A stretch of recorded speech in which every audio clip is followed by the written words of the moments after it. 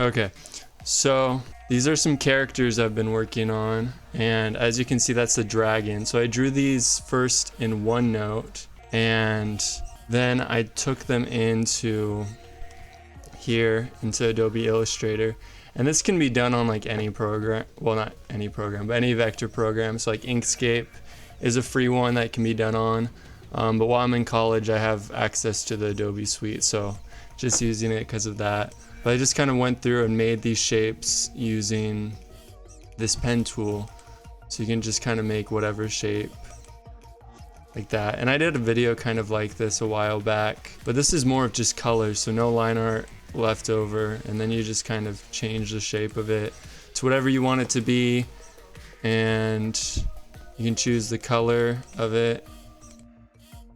And kaboom, you have that. So in order for it to look like a lot better, I was able to use a color palette actually from some pixel art that I did, and I think it turned out pretty cool. But basically what happens in this animation is there's these friends and they're going on a road trip and they're stopping for sushi. So I just want to put that idea throughout. So this is a dragon that I made eating that sushi. It kind of looks like a tire, so I'm trying to, I don't know, I might change that, I'm not super sure. But I also made these, so this is like a nigiri, and then the wheels are little sushi rolls. And then I had this thing and it kind of looked like a creature, I don't know, kind of like Appa. So I just decided to put eyes on it. I might try to refine that some more, but they're just gonna be randomly passing by on the highway and stuff, and I think it's gonna be pretty cool, so I'm excited about that. But what I wanted to do was to just kind of get in and show you guys this process by working on one of these characters. So what you want to do is make another layer and make this, lower the opacity. But we're gonna be working on this character right here. He's Quint, he's a wizard, college-aged wizard, mage. So we put a layer over all of that. So then what we can come and do, take that pen tool and kind of make the shapes around that and figure that out. I have a video on it, but basically you make, it's when I'm drawing the Tanuki team, and you make different line art and then you fill it in with color. And it's like cleaner line art, but I kind of like this style more because then you can do gradients, or you can do different shading and shadows. And it can look more, it can end up looking more realistic than just a drawing. So I'm super excited about that. Yep, he's an elf. And the cool thing with, and Inkscape does this pretty well too, but Adobe does it super well. Whenever, and you said it, but whenever you make a shape, there's a lot of lines that end up showing up. And I think you guys should be able to see those pink lines. But I hope you guys are all doing good. So you just kind of go in, figure out the shapes a little bit. I lock these layers here so that I don't have those interrupting the process at all and not getting in the way. Because when you want to click on something, you click on something else, it can get really annoying. Okay, so you have both of the ears kind of figured out, and we're probably gonna do more with figuring out just how all the shapes go together. His neck is probably gonna be a darker color just because you have that shadow under your neck. So yeah, we're just gonna make it for now. Get the basic shape down. And whenever you hold shift, I don't know how to get like things, my keystrokes to show up, but whenever you hold shift, it helps you to do straight right angles and lines and stuff, so it can be pretty helpful. Ooh, King Cotter is here. Hey, what's up? I think I actually have it as me playing Shovel Knight, but yeah, we're actually doing art. So hoodies are always fun. Like I don't know why, but I like having really like floofy hoodies, I guess. I don't know, not just like tons of random shapes. And this is super rough drawing, but as you go in and make these shapes, you're able to figure out what you actually want those to be and stretch them and just figure that out a lot better.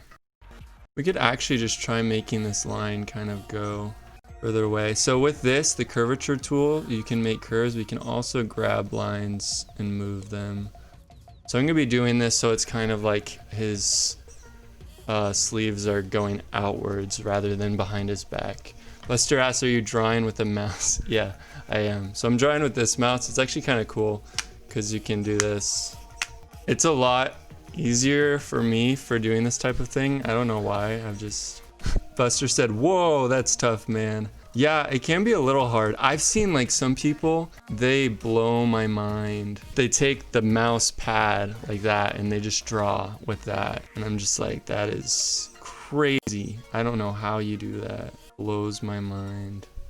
I think we're just gonna go like that for now. Okay, so we have this shape and then we'll go in with this anchor point tool and just kind of curve it to the right way that we want it. The other thing with line art, like doing that way, like I did in that video, and that's on my YouTube channel, but the problem that I ran into was you're making your lines and then you can change the thickness and you can do like cooler style lines. There's just a lot to think about, and it's just like sometimes it turned out good, sometimes it didn't. This method, it usually turns out like pretty good, like regardless, I guess. But it's really cool because once you made this shape, if you're like, actually I want his sleeve to be more like, yeah, this is probably a better one. The white arrow, the direct selection tool, you can grab a point and move it.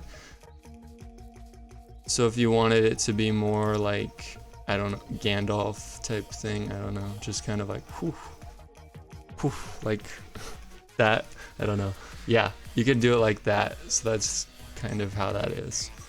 So we kind of got the shapes down of his robe. Oh, we have this final one. And then with this like style, I feel like I can better, I don't know, put it on a t-shirt or make a sticker out of it. It's just like very clean results. And you just take a sketch. I sketched this in OneNote. You can sketch on a piece of paper and take a picture and bring it into your computer and do this. And you can do it with Inkscape, and I might go into that more. And something that's also really cool is when you're going through this, you can go in and turn these off anytime you want to see where it's at. And like that, like, looks pretty cool. It's really cool because they're overlaying and there's that cool shadow there. I'll have to figure that out later. But it ends up looking like a pretty professional look to it, even if it doesn't look like it that much when you're doing it. But I like turning off those two layers anytime I feel like, what does this look like? What am I actually doing here? And then I can be like, wow, that's actually looking really good, and just keep moving forward with that. So we're gonna tackle this hoodie. I'm gonna try out these weird shapes. And I'm not like an expert at drawing hoodies either, so I'm still trying to figure that out, how to best do that. If you don't click enter, you can just go out of what you're doing, turn down the opacity a little bit. There might be a fast way to do that, and then just click at the same point and then start doing the same thing again. What's cool is it lines up with this, everything lines up, and with Adobe it even lines up with line drawings a little bit, like where points are. And I'm pretty sure Inkscape does that too. But we're just gonna go in here and make these shapes kind of like the ruffles of a hood when you have it down. That's what I was kind of going for with that. We wanted to have that go over a little bit, have it curve in right there, curve in right there. And it's so cool because you can make these like you can go out, and then you can use these little handles to edit it. And doing more of like graphic design classes and stuff, I've been able to work a lot more on this. So you see how that's kind of turning out? Pretty cool. It's sometimes sad because you're looking at it and the opacity and stuff, and like the colors look better, that color, and then when you actually turn up the opacity, you're like, that's way too much. And then you can go in there and figure that out. Now we're gonna do those drawstrings. Sometimes when you're doing things, you realize that things didn't line up exactly how you wanted them to. And again, that white arrow tool is probably your best bet for just moving things over a little bit. And your white arrow tool can also edit the way you curve things. So yeah, it's pretty cool.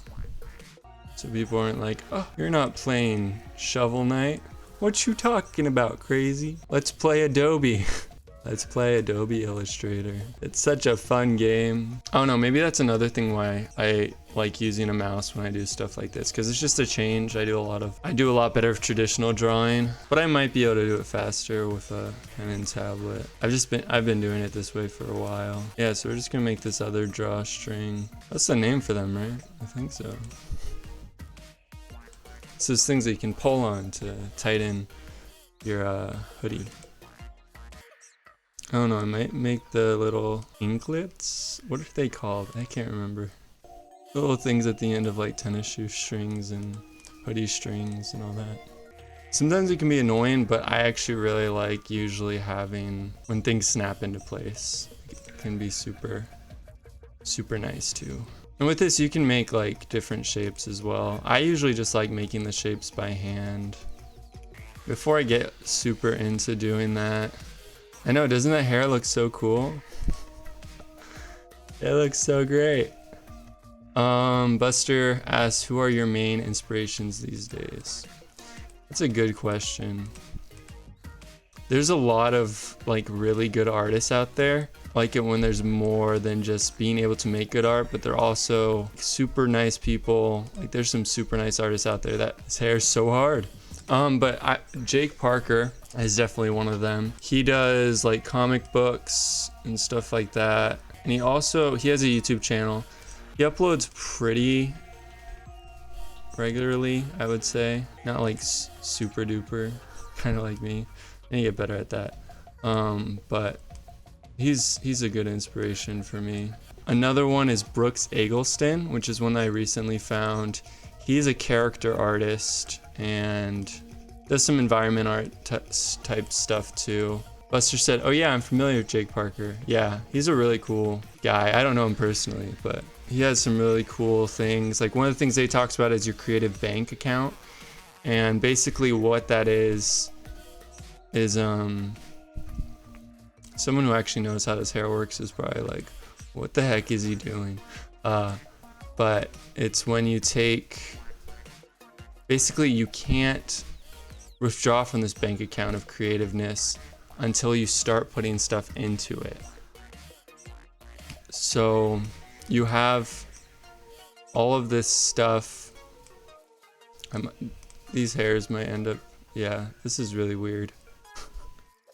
We might just do it as one shape, but like going on trips, being outside, watching animated movies or regular movies, reading books, reading comic books, experiencing life. Those are the things that can inspire you and give you creative things to build off of. So, because a lot of times the best stories and stuff are told when they connect to a person, usually the person that's making it first, and then the people that watch that later.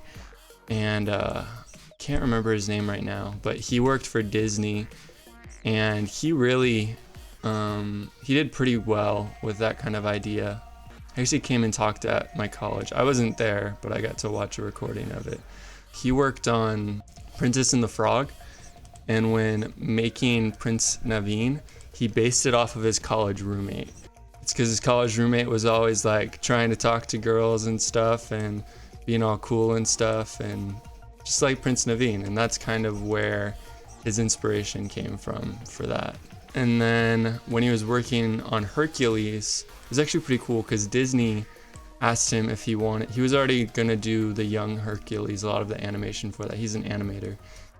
And they asked him, he recently had a baby, and they asked him if he wanted to do baby Hercules too, because he had that perfect reference for that. So he did that too, and he actually recorded some reference of his little baby and got kind of the idea of the motion and stuff that he wanted to do for that.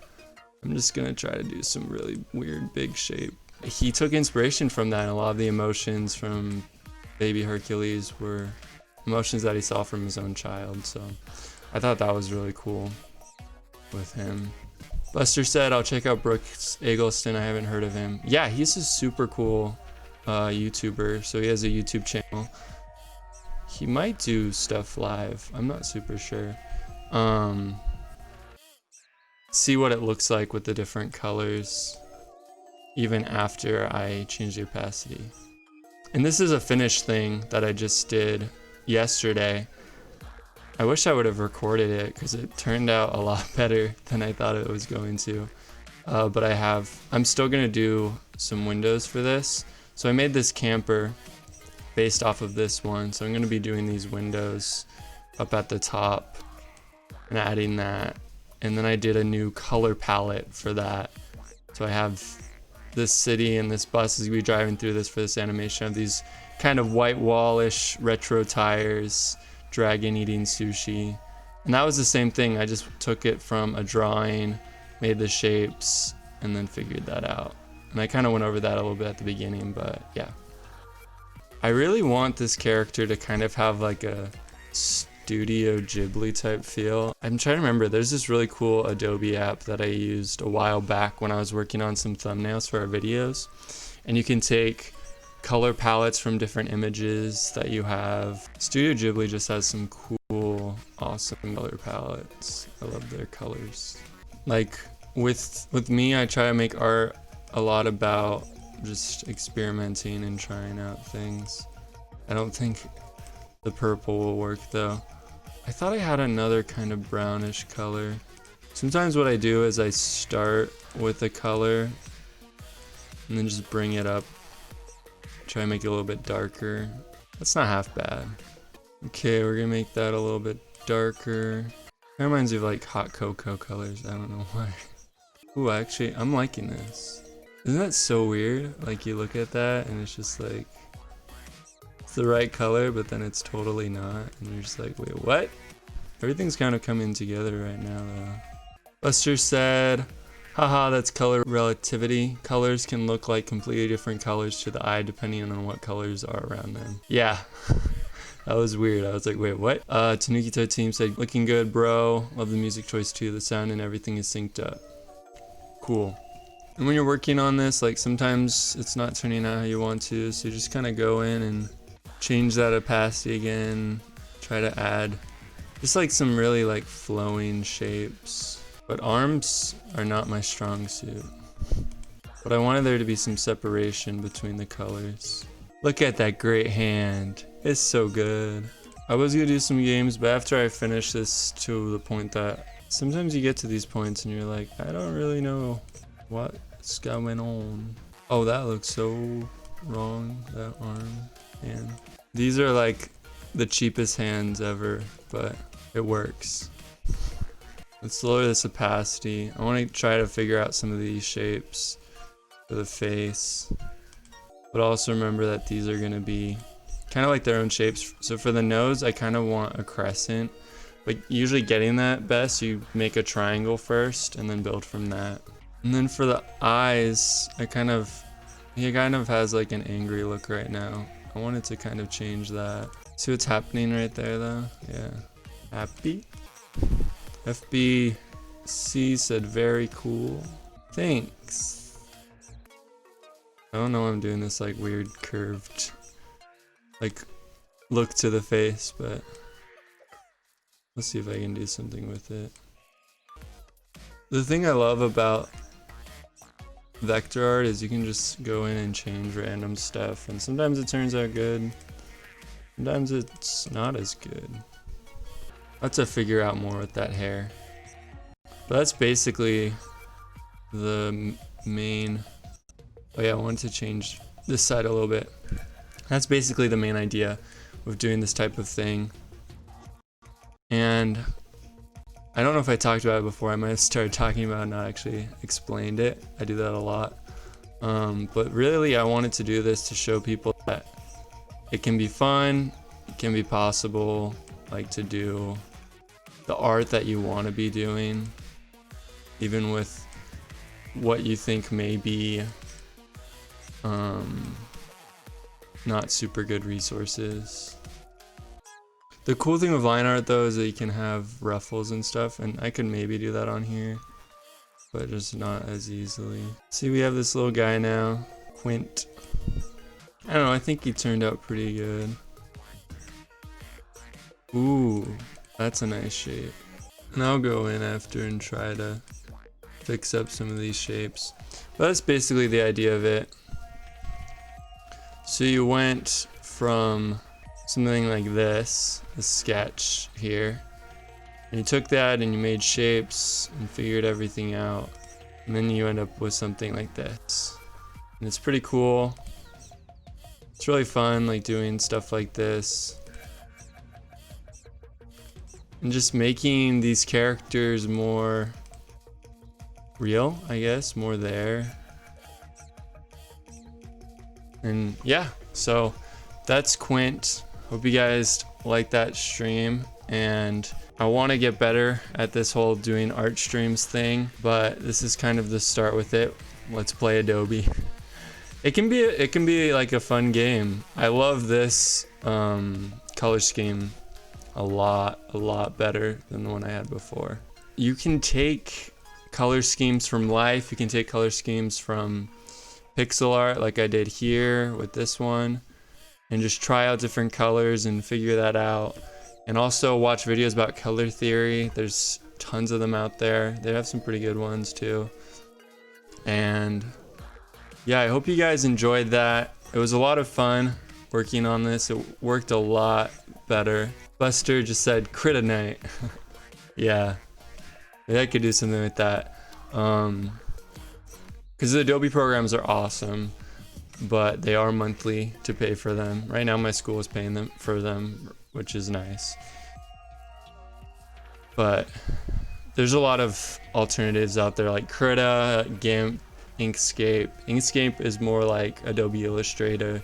Krita you can do more like Photoshop, and GIMP is more like Photoshop too. And there's a lot of them out there.